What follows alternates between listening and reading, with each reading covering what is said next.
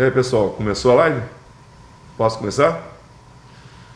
Bem, olá, amigos de Rondônia, reunido aqui com a equipe de governo, parte da equipe de governo, e também a gente viu aí esses dias o que tem acontecido, né?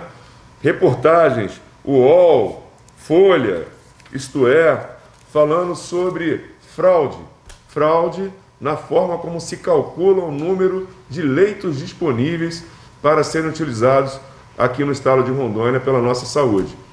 Para isso, eu trouxe aqui, nós temos uma equipe grande que faz esses cálculos, né? Equipe de várias áreas. Nós temos, por exemplo, o Kleber, que é da área de engenharia civil, e o Caio, que é da área de engenharia mecatrônica, Eles fazem parte da equipe que trabalha nos cálculos. Então, nós vamos ver como funciona essa questão dos cálculos para poder fazer se tem ou não leito, se muda ou não de fase do decreto. Vamos lá, então? Bom, essa matriz aqui é bem conhecida já nossa, e ela trabalha com duas partes específicas com numerações. Então a gente vai entender o que é essa numeração. Na parte inferior, nós estamos avaliando como está a nossa UTI. Então o que significa a UTI com relação a esses números? 20% está mostrando para mim que de 100 leitos, eu tenho 20 leitos ocupados. Se eu estiver falando, por exemplo, 79%, né, praticamente 80% da minha UTI está ocupada. Essa parte inferior, então, está me falando em que situação, naquele momento, está a minha UTI. Já nessa parte lateral aqui, da parte esquerda, a gente consegue visualizar alguns números também percentual. E esses são os percentuais de crescimento. O quanto a gente está crescendo de um dia para o outro, de uma semana para outra, e como a gente faz essa análise da sazonalidade e do crescimento especificamente. Vamos dizer que hoje é um dia que nós vamos fazer essa avaliação. Tudo que eu estou mostrando aqui é feito automaticamente de forma computacional, mas agora a gente vai fazer na mão para conseguirmos entender o que o computador faz a cada avaliação e cada classificação dos municípios. Essa informação é obtida de cada um dos municípios separadamente, um a um, é avaliado de acordo com a sua intricidade, com o seu momento na pandemia. Então, se hoje, digamos, fosse o dia, vamos só imaginar um dia fácil de fazer a conta, né? Se hoje fosse o dia 14 do mês e eu estivesse fazendo essa avaliação, vou colocar aqui o mês, né? Como ela seria feita? Eu olharia o número de pessoas ativas com o vírus neste momento e nos últimos 14 dias qual foi o comportamento dessa doença. Como a gente vai fazer isso? Vamos olhar os ativos. Aqui a gente vai fazer uma pausa na matemática para entrar num conceito. O que é um ativo? É uma pessoa que pegou o coronavírus, está com o vírus nesse momento e ela tem a capacidade de passar para outras pessoas. Essa pessoa que está com o Covid agora e pode passar para outros, que ela ainda não sarou, e algumas infelizmente vêm a óbito, mas essa pessoa que não se sarou ainda é considerada uma pessoa que está ativamente com o vírus. Então, na nossa cidade, desse exemplo, no dia 14 deste mês que nós estamos avaliando, existiam 11.448 pessoas que estavam com o vírus e transmitindo para outras pessoas também. Se eu olhasse isso só hoje e você me perguntar, isso é bom ou é ruim? A resposta seria, depende. Porque se antes de ter 11.448 pessoas eu tivesse 15 mil, e agora eu estou com 11, isso é bom, porque eu reduzi o número de pessoas com coronavírus contaminando outras. Agora, se eu estava ontem, por exemplo, né, anteriormente, com 5 mil e agora estou com 11, isso é ruim. Então eu preciso de uma coisa chamada historicidade. Como eu faço a historicidade? Eu avalio o dia de hoje e os últimos dias, os últimos 7 dias, eu vou chamar de semana passada, que eu estou avaliando aqui. O meu dia hoje é este, essa é a minha informação do dia. Mas a semana que passou, a cada dia eu tinha uma quantidade. Pessoas sararam, pessoas se contaminaram, e isso acontece na dinâmica da doença, do coronavírus. Então, como a gente consegue fazer essa métrica? A gente vai avaliar todos esses dias e vamos fazer um equacionamento matemático chamado média. A gente vai somar os 7 dias e vamos dividir por 7, que vai me dar um número médio de quantas pessoas estavam ativamente contaminadas naquele período. Então, vamos fazer isso para os dois momentos, né? Eu tenho a minha semana passada, que é esse dia de hoje, mais os 6 dias anteriores, são totalizando 7, e eu tenho a semana retrasada, depois aqui desse dia, né? Dia 14, dia 13, dia 12 do mês, dia 11, 10, dia 9, dia 8, então dia 7, dia 6, dia 5, dia 4, dia 3, dia 2 e dia 1º do mês. Então, esses primeiros dias aqui que a gente está vendo, né? Do 14 ao 8, a gente chama de semana passada. E do 7 ao dia 1º, a gente chama de semana retrasada. A semana passada tem um número que representa ela, que eu vou fazer a média desses valores. Quando eu fizer essa conta toda, que eu já fiz aqui antes, porque ia demorar muito para fazer aqui agora, eu vou chegar na média da semana passada em 10.448 ativos. Significa que eu tinha isso todos os dias? Não. É um mecanismo matemático para eu entender qual era a gravidade da pandemia nesse momento. Então, esse mecanismo me fala que, na média, em média, eu tinha 10.448 pessoas. Mas nesse dia aqui, só tinha 5.448 pessoas. Então, a média é um apanhado dessas informações. Para que eu quero essa média? Essa aqui é a média da semana passada. Mas nós estamos avaliando também a semana retrasada. A média da semana retrasada é feita da mesma forma. Aqui eu até explicitei, ó. 11.000, 9.000, 13.000, está aqui. 11, 9, 13, 7.000, 15.000, 5.000 e 10.000. Soma tudo e divido por 7. Por que 7? Porque são 7 dias que eu tenho aqui nessa minha semana retrasada.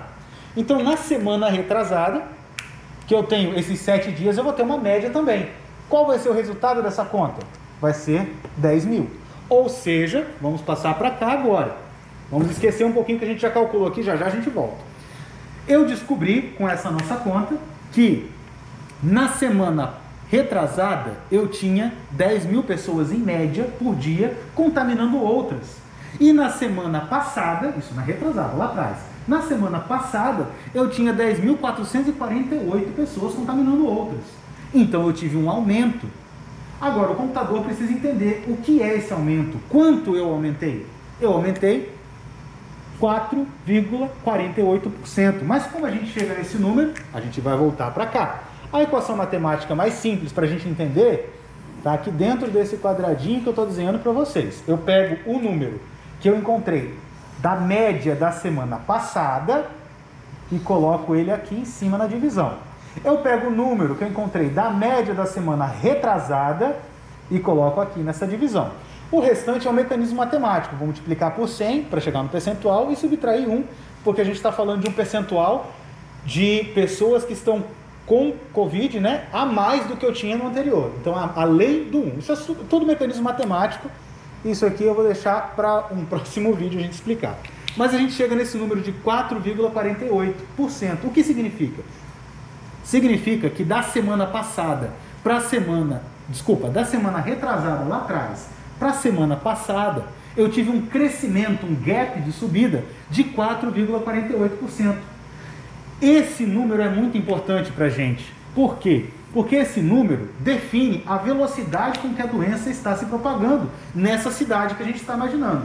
São 52 municípios no estado. Nós fazemos esse cálculo para os 52, porque tem um município que no momento pode estar em alta, enquanto o outro está em baixa. E a gente precisa avaliar para voltarmos para essa matriz, que é a nossa matriz conhecida. Então, dentro dessa matriz, agora a gente vai usar aquele número que a gente encontrou. Esse número está me falando sobre crescimento.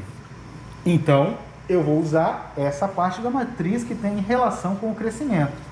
Se eu observar essa parte da matriz, aquele número de 4,48 é maior do que 3,74, mas é menor do que 6,11. Está truncado aqui, mas é bem detalhadinho esse número.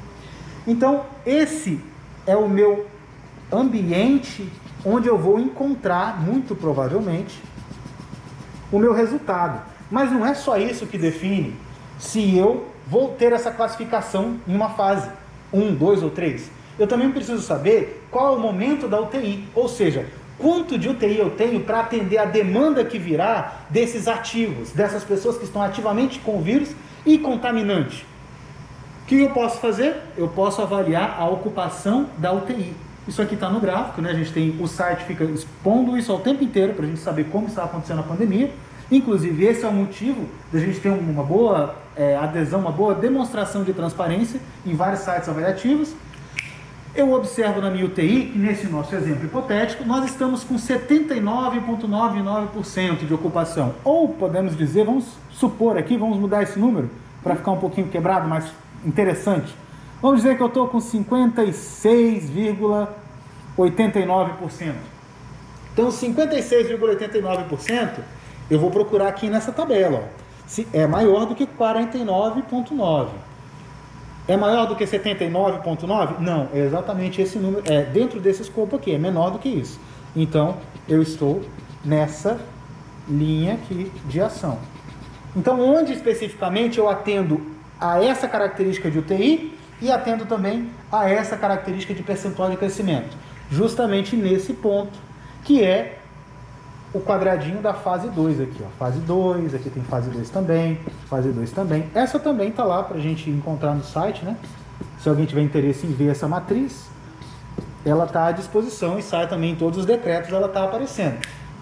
Então esse município não foi classificado nessa fase por uma outra informação, por outro dado que não seja o dado técnico de como está a pandemia naquele município, avaliado por esse método, e como está a UTI daquela macro-região, porque nós temos duas macro-regiões. Então, se a UTI daquela macro-região está cheia, está lotada, com muitos casos, eu preciso, então, estar numa fase um pouco mais restritiva. Se essa UTI não estivesse aqui a 79%, vamos dizer que essa UTI estivesse a 30%. Isso, eu acho que vai dar para a gente ter esse exemplo. Então, o desenho seria mais ou menos, né, este aqui, assim. Estaríamos com isso aqui pintadinho de vermelho lá no site.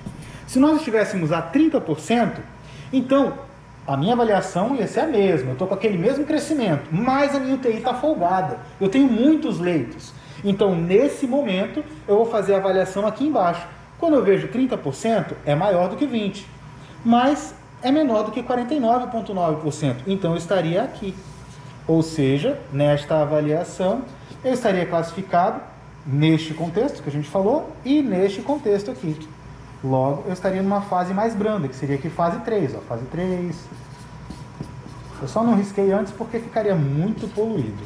Mas aqui, todo esse escopo, ó, todo esse quadradão que a gente está vendo aqui, define como fase 3, tá? Isso aqui você pode conferir de novo lá na planilha, que é só um desenho para a gente ter uma ideia e uma noção. Aqui também a gente vai ter a classificação como fase 3, tá? Então, o que é importante entender? Não é só a quantidade de UTIs, ela também é importante, mas é também a velocidade de crescimento da doença, levando em consideração quem realmente pode propagar o vírus, e não um número que não faça alguma correlação com a realidade. É técnico e real. Pois é, meus amigos, é por isso que o estado de Rondônia ele tem ficado em primeiro lugar na transparência internacional e na transparência do Open Knowledge. É isso que se fala? Do Open Knowledge. Porque nós temos técnicos, nós temos equipe técnica com conhecimento, fazendo todos os cálculos e agindo em todas as áreas do governo. É dessa forma que nós vamos superar a pandemia. E é dessa forma que o estado de Rondônia vai cada vez mais despontar no cenário nacional. Forte abraço, fique com Deus.